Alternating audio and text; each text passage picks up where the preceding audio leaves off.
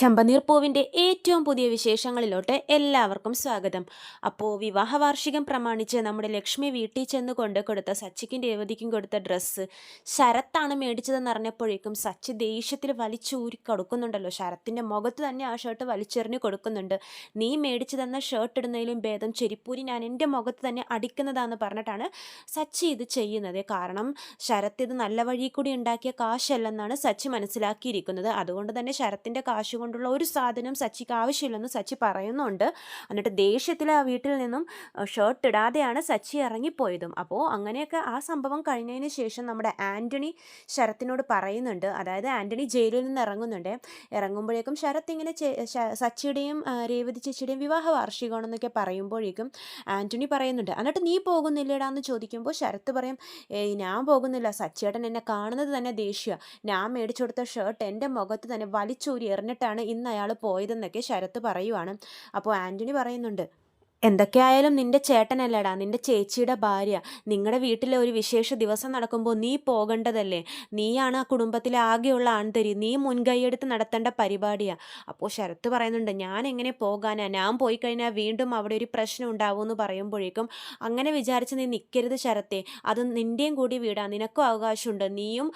നീ ഇനിയും ഷർട്ടും ഫ്രൂട്ട്സും ഒക്കെ ആയിട്ട് അങ്ങോട്ടേക്ക് കയറി ചെല്ലണം.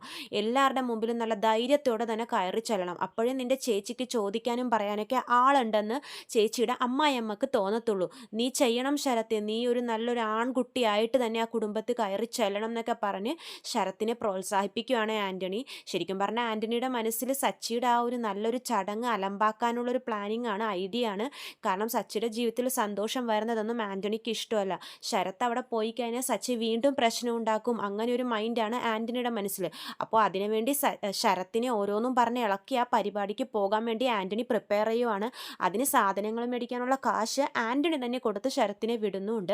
അങ്ങനെ നമ്മുടെ ഫംഗ്ഷനൊക്കെ അടിപൊളിയായിട്ട് കേക്കൊക്കെ മുറിച്ച് ആഘോഷിച്ച് അങ്ങനെ കഴിയുമ്പോഴേക്കും ഇതിൻ്റെ ഇടയിൽ കുറേ പ്രശ്നങ്ങൾ നടക്കുന്നുണ്ട്. മഹിമ വന്നിട്ട് ഒരുപാട് പ്രശ്നങ്ങളൊക്കെ ചെയ്യുന്നുണ്ട്.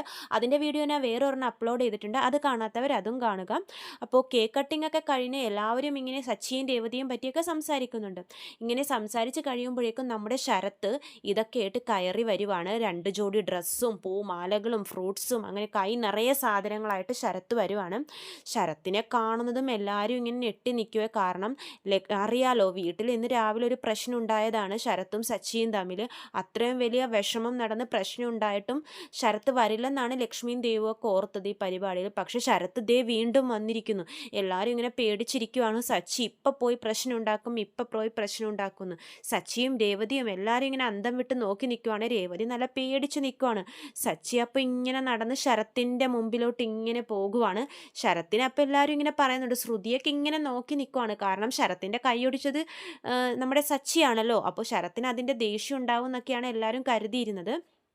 അപ്പോൾ സച്ചി ഇപ്പം തന്നോട് ചൂടായിട്ട് ഈ പ്രശ്നം അലമ്പാവും എന്നൊക്കെയാണ് ശരത്തും വിചാരിച്ചിരുന്നത്. അപ്പോൾ സച്ചി നേരെ പോയിട്ട് ശരത്തിൻ്റെ മുമ്പിൽ ഇങ്ങനെ നിൽക്കുവേ.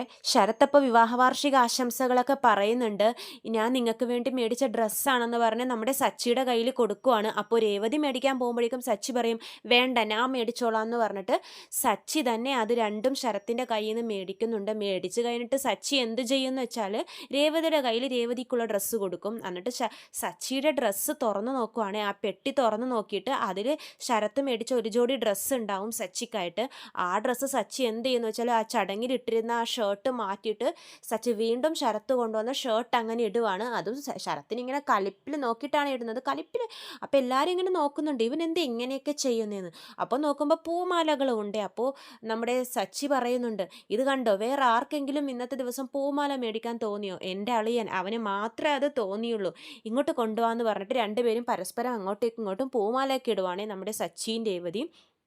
എന്നിട്ട് സച്ചി എല്ലാവരോടും ചോദിക്കുന്നുണ്ട്, അച്ഛാ ഷർട്ട് എങ്ങനെയുണ്ട്, എൻ്റെ അളിയൻ മേടിച്ച ഷർട്ട് എങ്ങനെയുണ്ടെന്നൊക്കെ ഇങ്ങനെ ചോദിക്കുന്നുണ്ട്. അമ്മയോടും ദേവുവിനോടും ചോദിക്കുന്നുണ്ട്, രവീന്ദ്രനോട് ചോദിക്കുന്നുണ്ട്, നല്ല അടിപൊളിയായിട്ടില്ലേ എന്നൊക്കെ ചോദിക്കുന്നുണ്ട്. ശരത്ത് ഇതൊക്കെ കണ്ട് ഇങ്ങനെ അന്തം വിട്ട് നിൽക്കുവാണ്. ശരത്ത് വിചാരിച്ച് സച്ചി വീണ്ടും പ്രശ്നം ഉണ്ടാക്കി അതൊക്കെ വലിച്ചെറിഞ്ഞ് ശരത്തിനെ അവിടെ നിന്ന് പുറത്താക്കി ആ പരിപാടി കൊളാകും എന്നൊക്കെ ശരത്ത് അങ്ങനെ വിചാരിച്ചിരിക്കുമായിരുന്നു. പക്ഷെ സച്ചിയുടെ പെരുമാറ്റം ശരത്തൊട്ടും പ്രതീക്ഷിച്ചില്ല. ശരത്ത് മാത്രമല്ല, ലക്ഷ്മിയും പ്രതീക്ഷിച്ചില്ല, രേവതിയും പ്രതീക്ഷിച്ചില്ല, ആരും പ്രതീക്ഷിച്ചില്ല. അപ്പോൾ ശ്രുതിയും ചന്ദ്രയും കൂടി സംസാരിക്കുന്നുണ്ട്. ഇവർ തമ്മിലുള്ള പ്രശ്നങ്ങളൊക്കെ മാറിയോ? സച്ചി തന്നെയല്ലേ അവൻ്റെ കൈ തല്ലി ഒടിച്ചത്. എന്നിട്ട് ദേ ഒരുപാട് സാധനങ്ങളൊക്കെ ആയിട്ട് വന്നിരിക്കുന്നു. ഇതിൽ വേറെ എന്തോ പ്രശ്നം നടന്നിട്ടുണ്ടെന്ന് ചന്ദ്ര അപ്പം പറയുന്നുണ്ട്. സച്ചി എന്നിട്ട് പരിപാടിയൊക്കെ കഴിഞ്ഞ് പോകുമ്പോഴേക്കും പരിപാടിയൊക്കെ അങ്ങനെ കഴിയുമ്പോഴേക്കും എല്ലാവരും തിരിച്ചു പോകുവാണ്. അമ്മയും ദേവൊക്കെ പോകുമ്പോഴേക്കും സച്ചി ശരത്തിനെ സ്നേഹത്തോടെ ചേർത്തൊക്കെ നിർത്തുന്നുണ്ട്. എൻ്റെ അളിയ ഇങ്ങോട്ടേക്ക് വാടാ എന്നൊക്കെ പറഞ്ഞിട്ട് ആരും കേൾക്കാതെ പറയുന്നുണ്ട്. നീ എന്തിനാണ് ഇങ്ങോട്ടേക്ക് വന്നതെന്ന് എനിക്ക് നല്ലോണം അറിയാം. ഞാൻ നിന്നോട് വീണ്ടും ഒച്ചയെടുത്ത് ഈ പരിപാടിയിൽ എന്തെങ്കിലും പ്രശ്നം ഉണ്ടാക്കുമെന്ന് ഊഹിച്ചിട്ടല്ലേ നീ സാധനങ്ങളൊക്കെ ആയിട്ട് വന്നത്. നിൻ്റെ മനസ്സിൽ കൂടി എന്താ ഓടുന്നതെന്ന് എനിക്കറിയാം. അതേസമയം നീ നിൻ്റെ ചേച്ചിക്ക് വേണ്ടിയാണ് ഇവിടെ ഇങ്ങോട്ടേക്ക് വന്നതെങ്കിൽ ഞാൻ തന്നെ നിന്നെ പനിനീര് തെളിച്ച് സ്വീകരിച്ചാണ്. പക്ഷേ നീ അതുദ്ദേശിച്ചിട്ടല്ലോ ഇങ്ങോട്ടേക്ക് കയറി വന്നത്. നീ മനഃപൂർവ്വം പ്രശ്നങ്ങൾ സൃഷ്ടിക്കാൻ വേണ്ടിയിട്ടാണ് ഇങ്ങോട്ടേക്ക് വന്നത്. അതുകൊണ്ട് തന്നെയാണ് ഞാൻ അങ്ങനെ ചെയ്തത്. ഈ ദിവസം എന്തെങ്കിലും പ്രശ്നം സൃഷ്ടിച്ചു കഴിഞ്ഞാൽ അത് നിൻ്റെ ചേച്ചിക്ക് തന്നെയായിരിക്കും ഏറ്റവും കൂടുതൽ വിഷമമാവുന്നത്. അവളെ വിഷമിപ്പിക്കുന്ന ഒന്നും ഞാൻ ചെയ്യത്തില്ല. അതുകൊണ്ടാണ് ആ പരിപാടിയിൽ വെച്ച് ഞാൻ അങ്ങനെ പെരുമാറിയത്. നീ മര്യാദയ്ക്ക് ആൻ്റണിയായിട്ടുള്ള കൂട്ടുകെട്ട് വിട്ടോ. അവനായിട്ടുള്ള കൂട്ട് നിൻ്റെ ജീവിതം എന്താക്കുമെന്ന് എനിക്കറിയത്തില്ല ശരത്തെ. നീ മര്യാദക്ക് നന്നാവുകയാണെങ്കിൽ നന്നായിക്കോ. അങ്ങനെയാണെങ്കിൽ ഞാൻ എന്നും നിൻ്റെ കൂടെ ഉണ്ടാവും. നിനക്ക് ഞാൻ ഈ വീട്ടിൽ ഇപ്പോൾ ഒരു വില തന്നിട്ടുണ്ട്. എല്ലാവരുടെ മുമ്പിൽ ഞാൻ വളരെ കാര്യമായിട്ട് തന്നെയാണ് ഞാൻ സ്വീകരിച്ചത്. നീ ഇനിയും ആൻ്റണിയുടെ കൂട്ട് വിട്ട് കഴിഞ്ഞാൽ ഞാൻ ഇതുപോലെ തന്നെയായിരിക്കും നിന്നോട്. അതല്ല എങ്കിൽ നിൻ്റെ കൈ മാത്രമല്ല കാലും കൂടി ഞാൻ തല്ലിയൊടിക്കുമെന്ന് സച്ചി പറയുവാണ് ശരത്തിനോട്. ശരത്ത് പാവം ചമ്മിപ്പോയേ. കാരണം അവിടെ ഒരു പ്രശ്നവും സംഭവിച്ചില്ലല്ലോ. ഇനി ഈ കാര്യം ആൻ്റണിയോട് പോയി പറയുമ്പോഴായിരിക്കും അതിലും രസം. ആൻ്റണി ഇങ്ങനെ മനസ്സിൽ സ്വപ്നം കണ്ടിരിക്കുമായിരുന്നു. സച്ചിയുടെ വിവാഹ വാർഷികം ഇന്ന് അവിടെ കൊളമാവും. ശരത്ത് ഡ്രസ്സും കൊണ്ട് പോകുമ്പോഴേക്കും അവൻ്റെ മുഖത്ത് തന്നെ സച്ചി അത് വലിച്ചെറിഞ്ഞ് അവിടെ ഒരു ഭയങ്കര പ്രശ്നം നടക്കും എന്നൊക്കെ ആൻ്റണി ഇങ്ങനെ സ്വപ്നങ്ങളൊക്കെ കാണുന്നുണ്ട്. അതൊന്നും നടന്നില്ല എന്നറിയുമ്പോൾ നമ്മുടെ ആൻ്റണിക്ക് വീണ്ടും നിരാശയായിരിക്കും. ശരത്തിനും നിരാശയാണ്. അപ്പോൾ ഇതൊക്കെയാണ് നമ്മുടെ ചെമ്പനീർ പൂവിൽ വരാൻ പോകുന്ന എപ്പിസോഡിലെ വിശേഷങ്ങൾ. ഇതിൻ്റെ ഇടയിൽ ഞാൻ പറഞ്ഞ പോലെ മഹിമയുടെ പ്രശ്നങ്ങളുണ്ട്. മഹിമ പരിപാടിയിൽ നിന്നും ഇറങ്ങിപ്പോകുന്നുണ്ട്, മഹിമക്ക് അപമാനം നേരിട്ടിട്ട്. അതുപോലെ തന്നെ സച്ചിയെയും രേവതിയെയും പറ്റി സംസാരിക്കുന്നുണ്ട്. എല്ലാവരും അവരുടെ വിവാഹ വാർഷികമല്ലേ, അവരെ പറ്റിയുള്ള അഭിപ്രായങ്ങൾ പറയുമ്പോഴേക്കും എല്ലാവരും അഭിപ്രായം പറയുന്നുണ്ട്. അറിയാലോ ആരൊക്കെയായിരിക്കും മോശം അഭിപ്രായം പറയുന്നത്, ആരൊക്കെയായിരിക്കും നല്ല അഭിപ്രായം പറയുന്നതെന്ന്. നമ്മുടെ ശ്രുതിയൊക്കെ ഇവരെ പറ്റി മോശമായിട്ടാണ് സംസാരിക്കുന്നത്. അതേസമയം നമ്മുടെ ചന്ദ്ര മോശമായിട്ടാണ് സംസാരിക്കുമെന്ന് എല്ലാവരും പ്രതീക്ഷിച്ചതെങ്കിലും ചന്ദ്രയുടെ സംസാരം വളരെ കോമഡിയാണ്. ഇത് കാണേണ്ടത് തന്നെയാണ്. സച്ചിക്കും രേവതിക്കും ഭയങ്കര അധികം അതിഷ്ടപ്പെടുന്നുണ്ട്. ഇതിനെപ്പറ്റിയുള്ള ആ വീഡിയോ ഞാനിനി നാളെ അപ്ലോഡ് ചെയ്യുന്നതായിരിക്കും. എല്ലാവരും ആ വീഡിയോ കാണാൻ മറക്കരുത്. അപ്പോൾ ചെമ്പനീർ പൂവിൻ്റെ വിവാഹ വാർഷിക എപ്പിസോഡുകൾ എന്തായാലും ഒരു 3-4 ദിവസത്തെ എപ്പിസോഡ് ഉണ്ട്.